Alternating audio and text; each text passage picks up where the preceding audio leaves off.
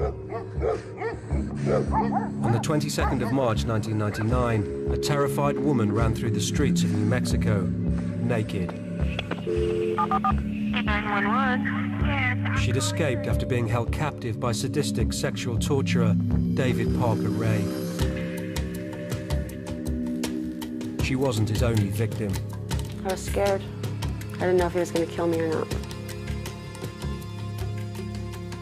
He could get a woman in virtually any position. She was his sex slave. More than 30 women had passed through Parker Ray's torture chamber. The police suspected that many of them had been murdered. I've never had any question that David Parker Ray is a serial killer. The police launched a vast search for bodies, but Parker Ray was always one step ahead. David was a very intelligent individual and took great lengths to make sure that he was not discovered. Could one of America's most prolific serial killers get away with murder?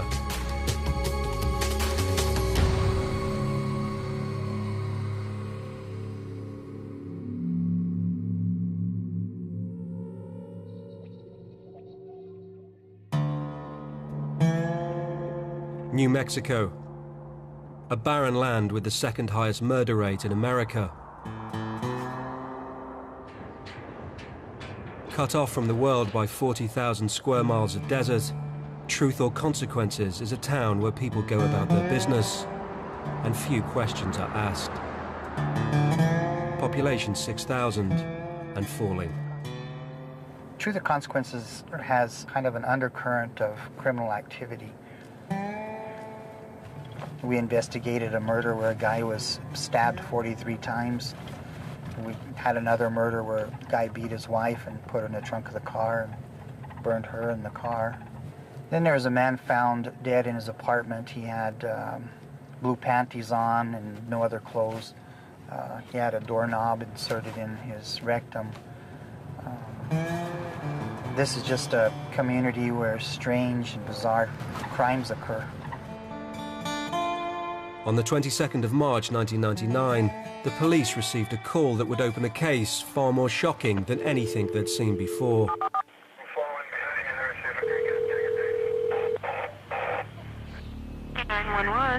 The call came from a panicked local after 21-year-old Cynthia Verheul burst into her house.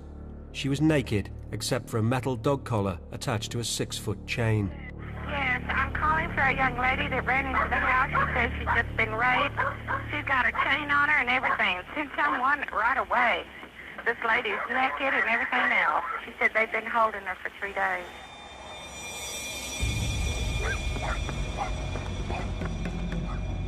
So the officers arrive on the scene. Cynthia Verheul's telling them, "Don't let them get me. They kidnapped me. They tied me up. They raped me."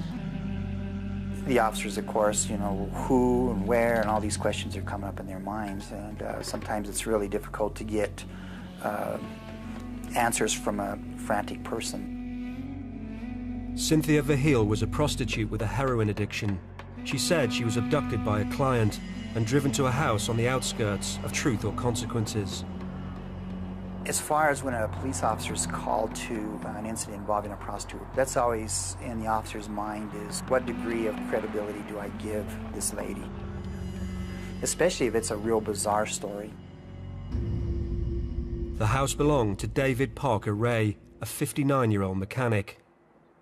Cynthia said that she was on a bed in a kind of an expanded trailer house.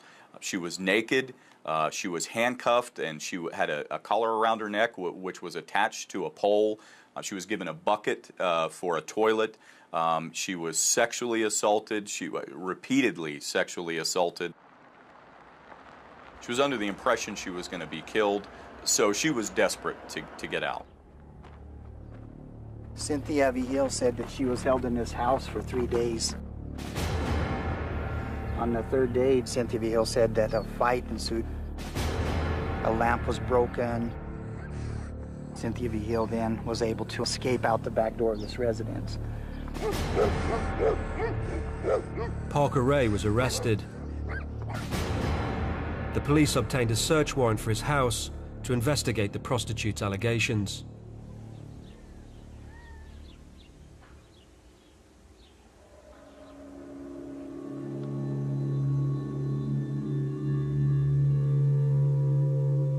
Once they go inside the house, they find where Cynthia had been held in the sunken living room area. They see the bed, they see the pole, there's some chains and manacles there.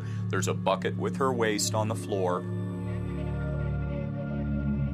There was obvious signs of a struggle and disarray in the room. Obviously, what they saw did not look like the area of somebody who had been kept there voluntarily. The search team also found a collection of sinister sexual devices.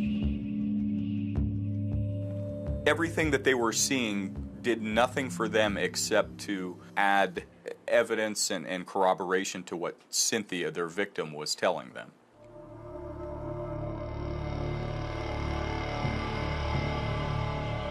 But nothing could prepare them for what they would find inside a simple white trailer at the side of Parker Ray's house.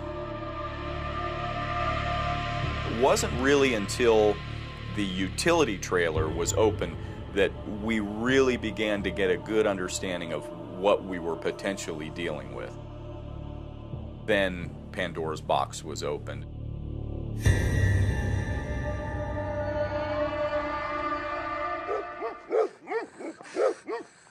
In the desert town of Truth or Consequences, prostitute Cynthia Verheul was recovering in hospital. She had escaped from 3 days of sexual torture at the hands of David Parker Ray. Parker Ray had been arrested. He was a 59-year-old mechanic and a father of 2. Go ahead and state your name for the record. David Ray. David Parker Ray. Okay. He claimed that the prostitute had agreed to a session of rough bondage. Yes. Okay. Was she a willing participant, or Yes. did she not want to do it? She was willing. Okay. At Parker Ray's house, the police were discovering the horrifying truth. The search team had arrived at a seemingly innocuous white trailer.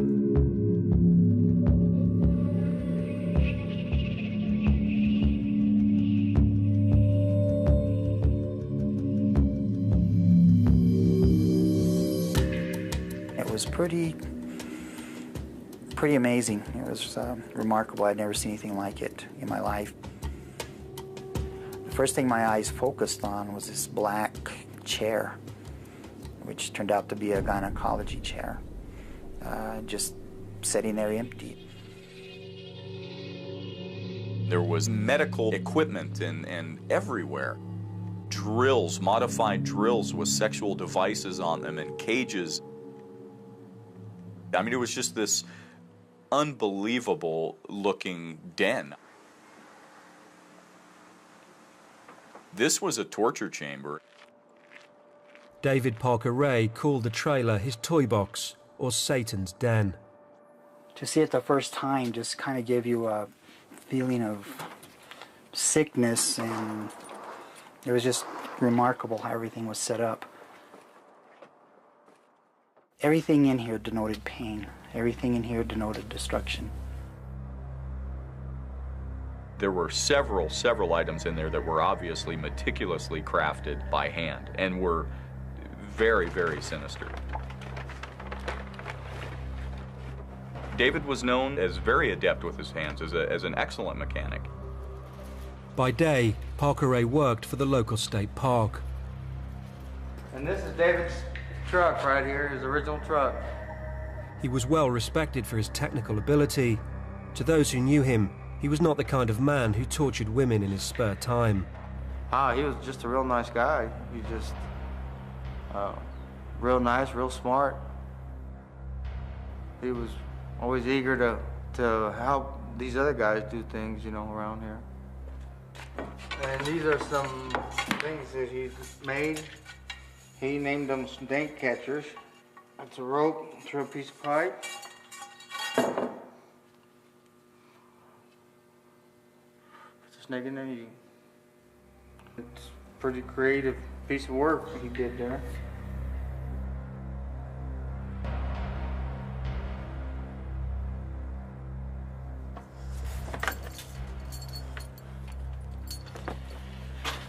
Then he had the ankle spreader.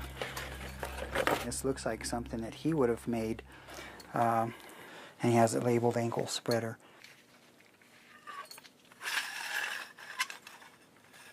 He could get a woman in virtually any position that he wanted her in. She was his sex slave when they entered this trailer. And then he had the dildo fashioned out of, looks like a plastic pipe, actually. These are nails that have been melted into this plastic collar, and this would be inserted in her vagina or anal canal. And he would work it until he could get it all the way in, and then they would have these spikes here. They're going to go in, you're going to get poked, it's going to be very painful, and rip their inner thighs out. I have to wonder how many people came in contact with all this stuff.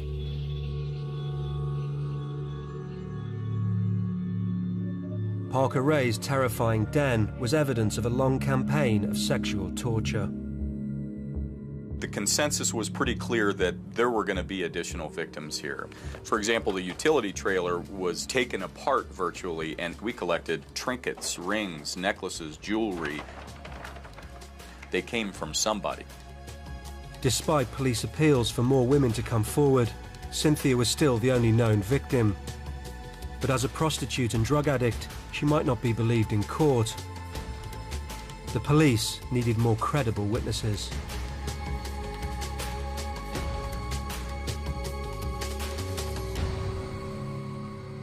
Inside the toy box, Parker Ray had set up 2 video cameras.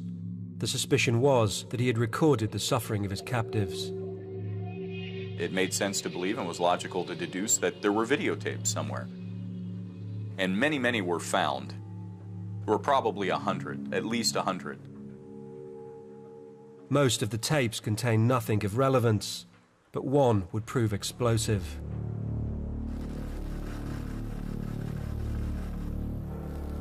It showed Parker Ray testing his equipment. 1, 2, 3, 4, 5, 5, 4, 3, 2, 1. I don't know how that's going to work.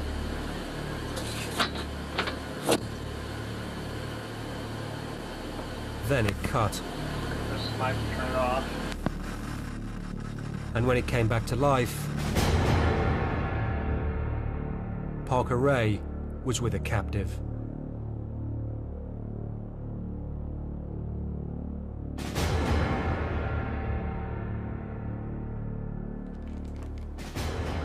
It's what you see here is the inside of the toy box.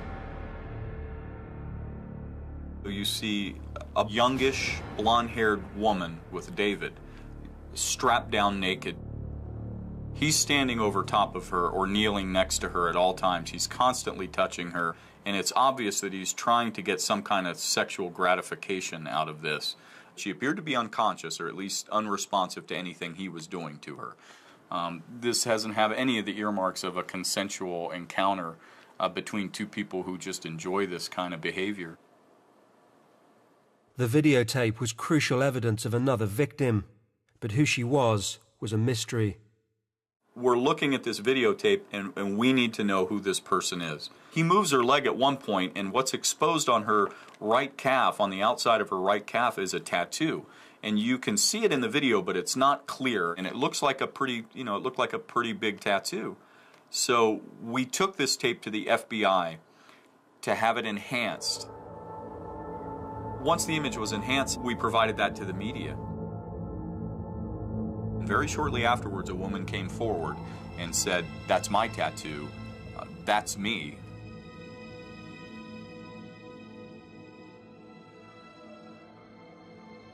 That tattoo I have is unique. Nobody else has it.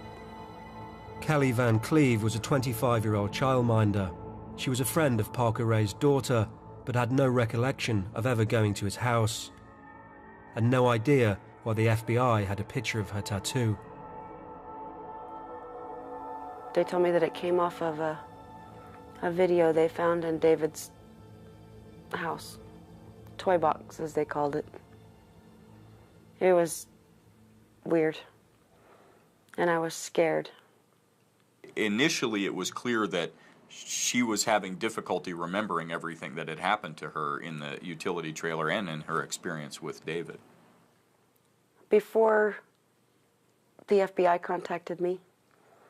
I used to have nightmares of being tied to a table or handcuffs or duct tape scared me.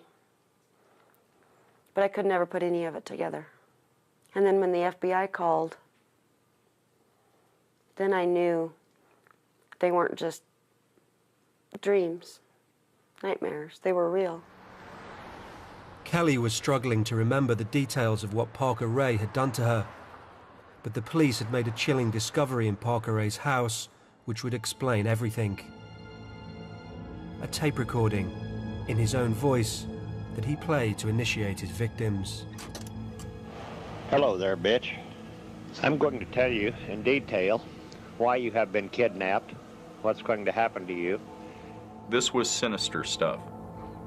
Now, you are obviously here against your will. You're going to be kept chained in a variety of different positions, usually with your legs or knees forced wide apart. You'll be raped thoroughly and repeatedly in every hole you've got.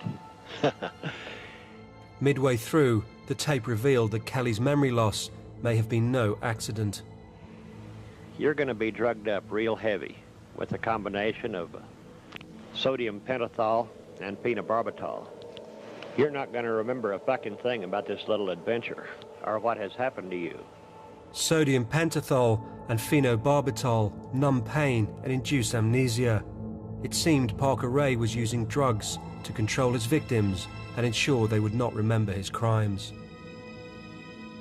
Maybe it explains some of the things that were done to me. Being tied down and how uncomfortable you're gonna feel and being used as a sex slave. Parker Ray released Kelly 3 days after taking her captive, confident that she would never remember her ordeal.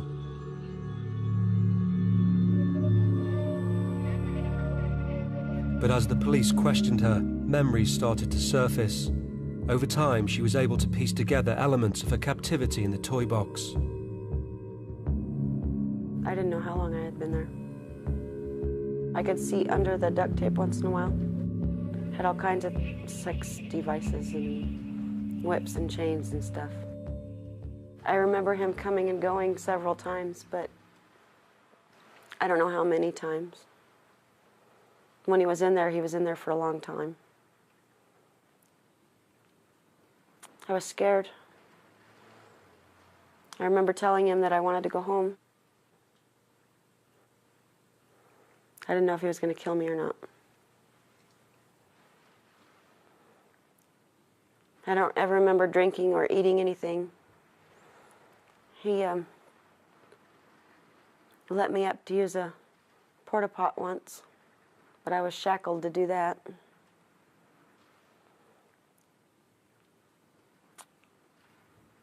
I remember him using different kinds of toys on me. And they hurt.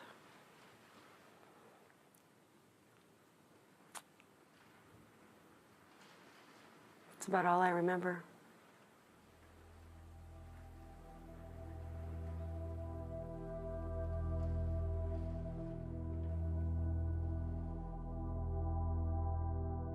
The police now had a credible witness, but not necessarily one who could get Parker Ray behind bars.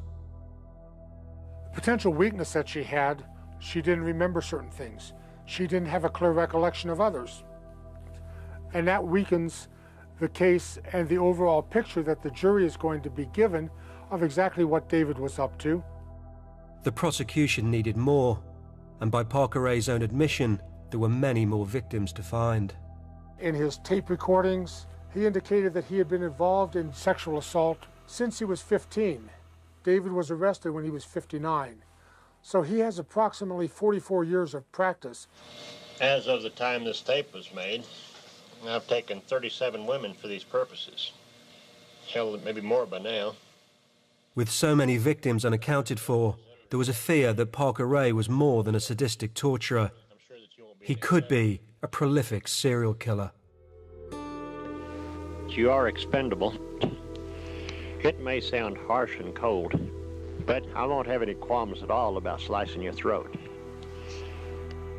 If you believe what David says on the tape is true, that he rapes and tortures women, there's no reason not to believe the other parts about killing women and disposing of their bodies is also true. Death was a constantly resurfacing idea from David, not from us, but from David in his writings and his drawings and his tapes. Everything revolved around death. I've never had any question that David Parker Ray is a serial killer. There's never been a doubt in my mind about it. Whether the case was going to be a murder trial would depend on whether we could link David to the actual killing of victims. If Parker Ray was a serial killer, he lived in the perfect place to hide the bodies. His house was on the shores of Elephant Butte Lake. At 43 miles long and 200 feet deep, it's the largest body of water in New Mexico. There was a map that we recovered in David Parker Ray's house that was just a map of the lake with X's on it. David had a sailboat, a large skiff sailing boat with depth-finding equipment, and he knew that lake very, very well, and he knew where the deepest places in that lake were. I was hoping that we were going to have a body. I was praying that we were going to have a body. There were overall between 2 and 3 full dive missions that were performed there without being able to locate any evidence that we could connect definitively to the Parker Ray investigation. David had the perfect job if he wants to hide bodies or whatever. He had access to every nook and cranny of Elephant Butte State Park. He had access to areas that are kept under lock and key, that keep the public away from, but to which he had access. We searched caves, holes in the ground, wells, mines, lakes. We searched everywhere we could possibly think. It was endlessly frustrating.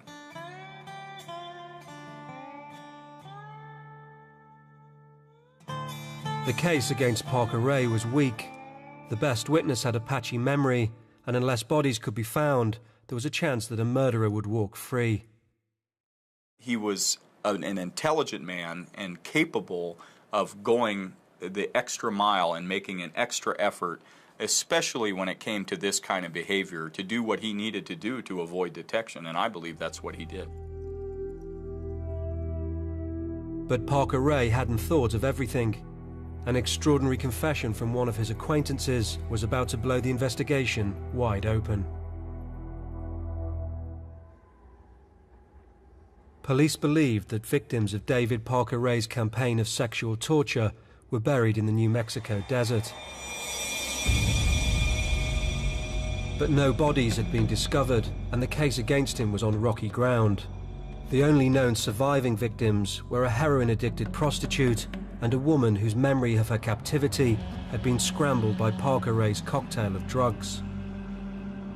But Kelly Van Cleve clearly remembered what happened before she was drugged.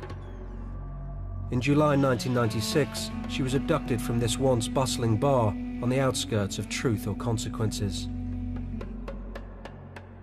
We rounded up a bunch of friends and went bar hopping, and this is where we ended up.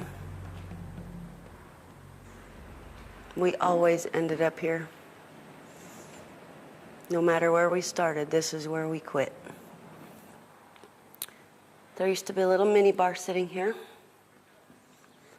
Pool tables right there. And we were playing pool, and I had ordered a beer. And I left to take one of my drunk friends home. And came back, and some of my other friends left. And at the end of the evening, it was just me and Jessie. Jessie Ray, David's daughter. Jessie agreed to give Kelly a lift home, but she drove straight to her father's house. The fact that it was his own daughter kidnapping just shows the depth of his resolve when it came to this behavior, and also showed his lack of emotional involvement with just about anybody or anything. I just remember being on her couch, her dad's couch. That's when they held the knife to my throat and put the dog collar on. the duct tape, the handcuffs. And I ended up tied to a table.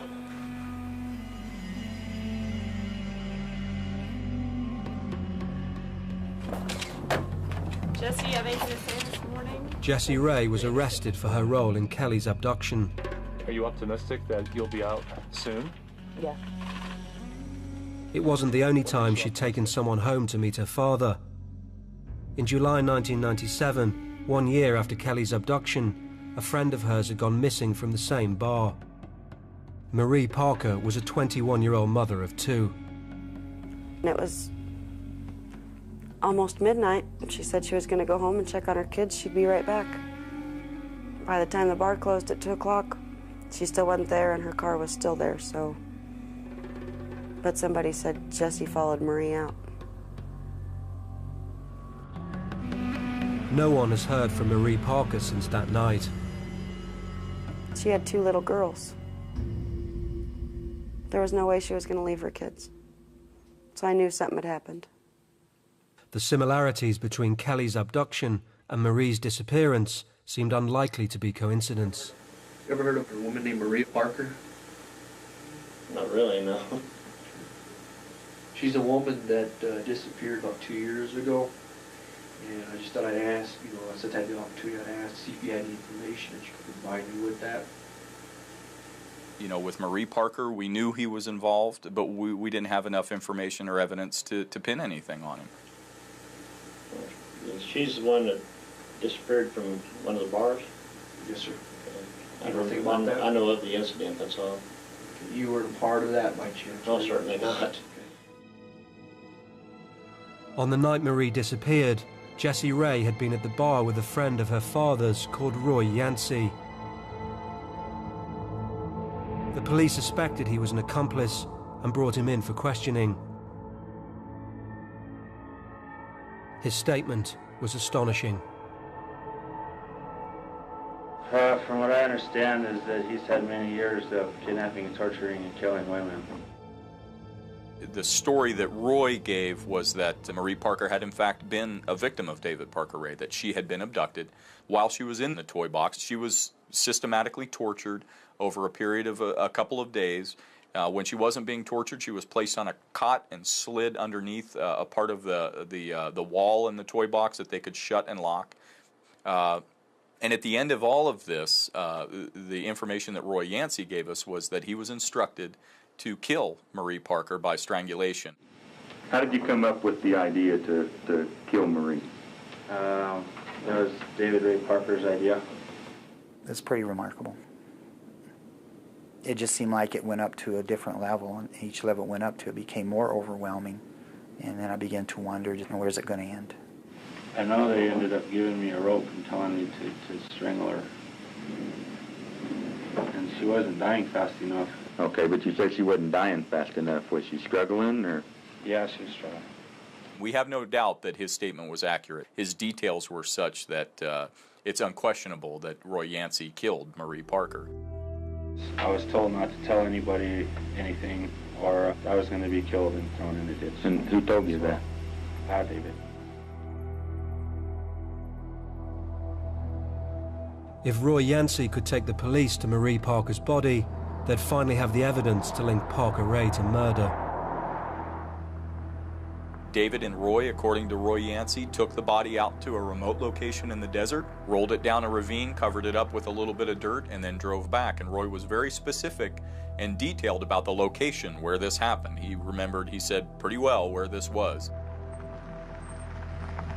We felt that if we were able to locate this body, it was going to be a domino effect, and soon this was going to lead to more and more and more.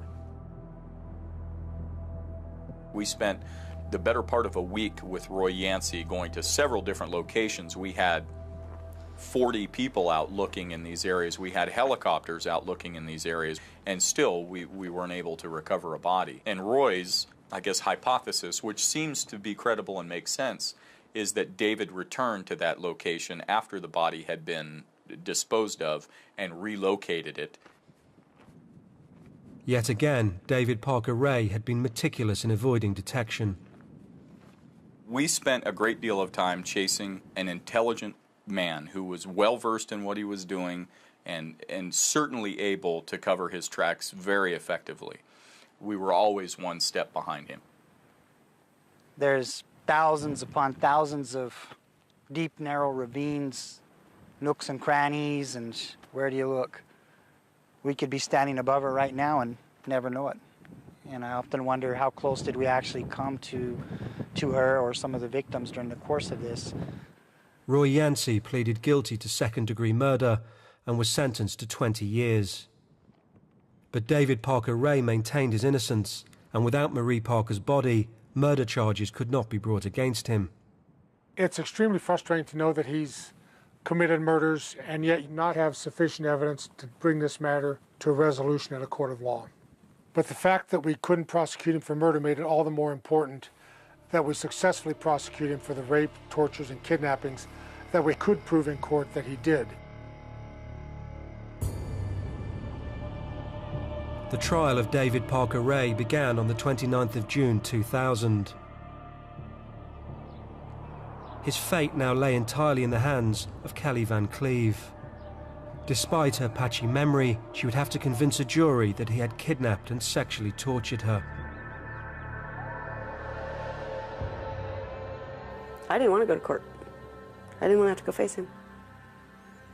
But I did it. He couldn't be out on the streets any longer. I had to do it.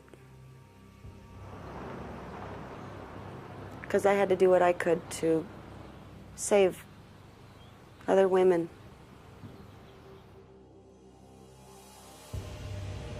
As Kelly took the stand, Parker Ray was just feet away. It was the first time she'd seen him since her captivity. He was just sitting there with a smug look on his face.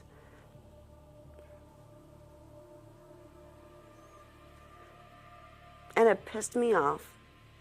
He acted like he was totally innocent and he had done nothing wrong.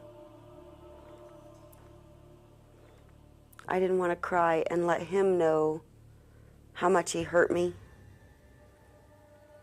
I didn't want to be his victim. That was difficult.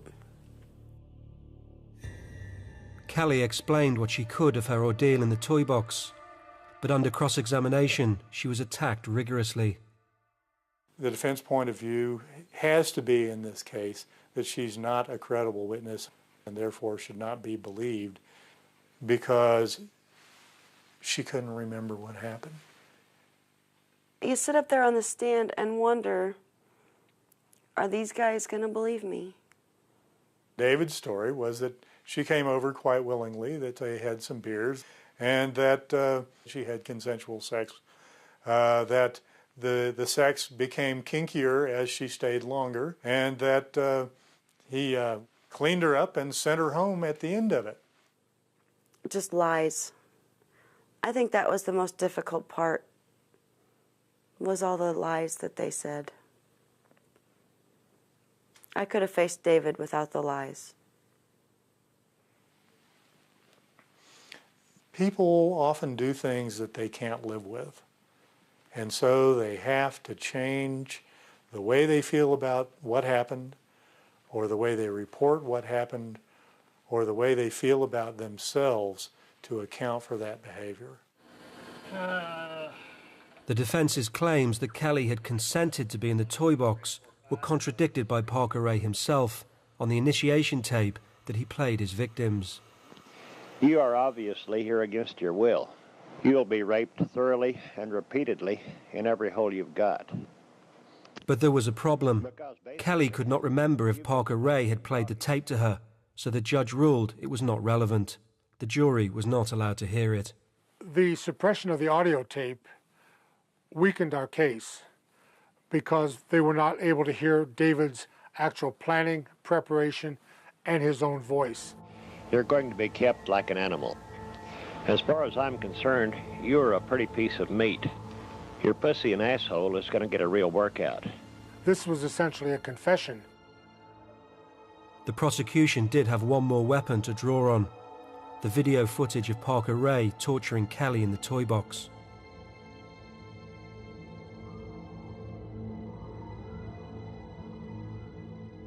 When you look at the tape, you see that there's no evidence of injury because he's not beating her.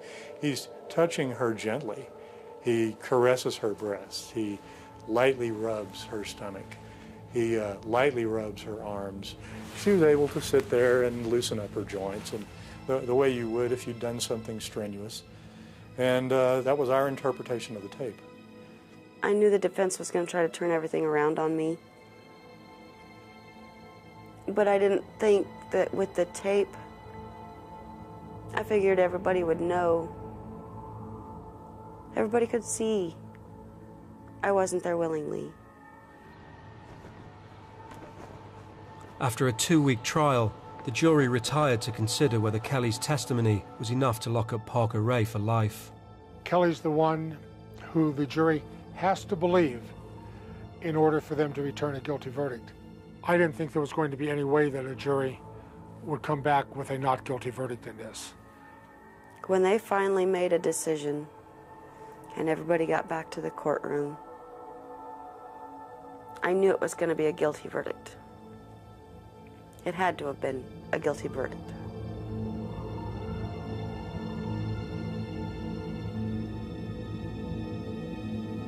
They fooled me. The judge required a unanimous decision, and on July the 13th, 2000, the jury announced their verdict. Some jurors did not believe Kelly's testimony, so Parker Ray could not be convicted. It was a hung jury. When they came back with a hung jury verdict, I about fainted, literally. I didn't understand it. The decision was made to retry the case, this time with a different jury and a different judge. I didn't want to go through court again. But I had to. He was not going to hurt anybody else. 9 months after the first trial ended, the retrial got underway. In a boost to the prosecution, the new judge decided that Parker Ray's initiation tape was relevant to the case and allowed it to be heard. Parker Ray's voice filled the courtroom. Hello there, bitch. You probably think you're going to be raped, and you're fucking sure right about that. I remember hearing his voice, and it sent shivers down my spine. You're not going to remember a fucking thing about this little adventure. It was like you could cut through the air with a knife. As far as I'm concerned, you're a pretty piece of meat. Be smart and be a survivor. Have a nice day. The audio tape was a crucial piece of evidence, but everything rested on Kelly's testimony. For Parker Ray to be found guilty, Kelly would have to take the stand once again and convince the entire jury that she had been kidnapped and tortured. I was vulnerable. I was scared. But I was angry that he got away with the first one. Was he going to get away with the second one? The police believed that David Parker Ray was a serial killer, but as no bodies had been found, he couldn't be charged with murder. Instead, he had been tried for the kidnap, rape and torture of Kelly Van Cleve. But at the first trial, the jury had been unable to agree unanimously that he was guilty. At the retrial, once again, everything rested on Kelly. Unless her testimony was believed by the entire jury, the charges against Parker Ray could be dropped. It's very difficult to tell people you don't know intimate things, sexual things about your life. We tested her credibility in the fire of cross-examination and trial twice. Her life must have been hell. I think it was harder the second time than it was the first time, because I had already been there. I already had to tell my story to thousands of people I didn't know.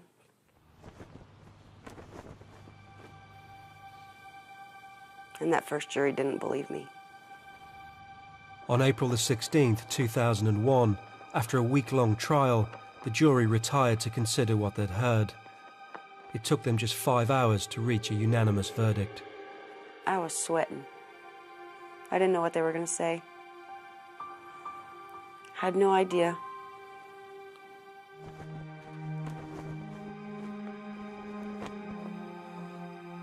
We got guilty. And he got 224 years in prison. Then we partied. Do you believe Kelly's version of events was true? Oh, so the question is whether I believe that she was abducted by the Ray family and held captive and raped and tortured. Yeah, I believe it. But you're his defense attorney. You seem to be saying that your client is guilty. I do seem to be saying that, don't I? In a deal with the prosecution, David Parker Ray gave up his right to appeal. In return, his daughter Jessie was released without trial for her role in Kelly's abduction. I knew that not everybody I would ever defend would be innocent. I knew that some of the people that I represented would be truly bad people. And I believe that on the spectrum of people who do not belong in society, David Parker Ray is right in there.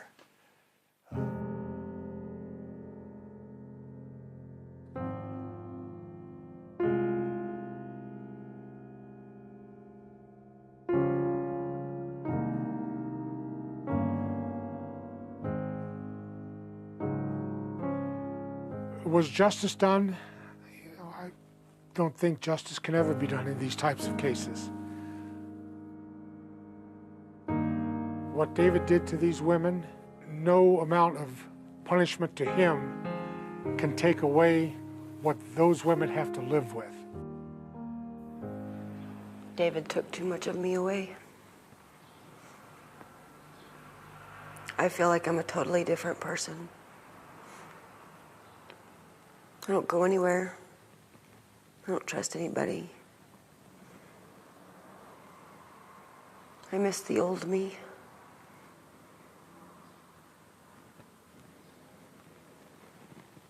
The one that used to be wild and crazy and sassy and wasn't scared.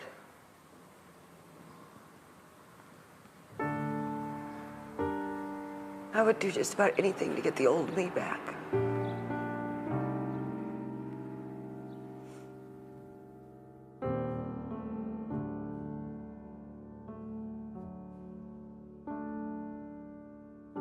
I wish he wouldn't have died. I want him alive. I would ask him why. Why me? Why did he take me home?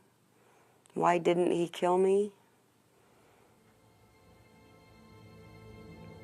I wish he was still alive so he could tell us what happened to all those other girls. Where he buried them, how he killed them, so those other families could have some closure.